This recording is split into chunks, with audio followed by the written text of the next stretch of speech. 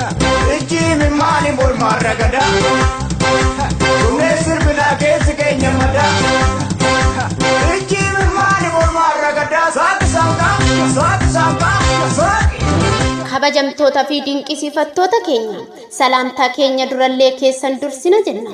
duraan dursine assalaamu alaykum warahmatullahi wabarakatuh yoyyaa shamaa harka isin fuune jecham gaaf tokkon dhiisu seenanni dubbataa ijji mimmaanii garaan gubata jechuudhaan obboleeyyan keenya your best friend rabbumaaf jecha isin jaalannu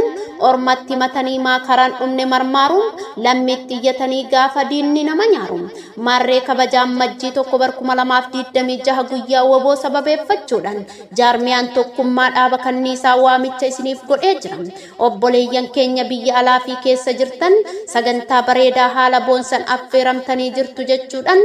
marreen guyyaan isaa ammajjii 3 bar 2026 gaafa sanbata xiqqaa galgalam akka oromiyaatti isaa tokkoof walakkaa akka biyya arabaatti isaa torbaaf walakkaa irratti haala boonsan ni geggeeffamaa jenna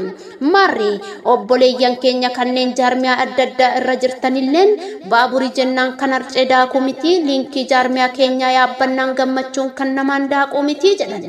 maal kana qofaree abbootiin gadallee sagantaa kana eebba keenyan isiniif saaqnee haala boonsan isin simannaa jedhan haadholiin siinqellem sagantaa kanarratti dhangaalee nyaataa hunda wal qixxeeffannee simannaa keessan qofa eeggataa jirraa jedhan marree eessa bakki sagantaa kanaa jettanii warri nu gaafachaa turtan jaarmiyaa yaaminsa qeerroof qarree haa awwaannu irratti haala boonsan affeeramtanii jirtu jechuun isin beeksifna irraanaafina qindeessituun sagantaa duniyaa oromoo obii jaarii aburana nyaate okkoppeessi aburana nyaate gurbaaya magarsaa jaratiinaatu jarjarsa hooree waa itti dabsa egaa takamanii oho lamatti manii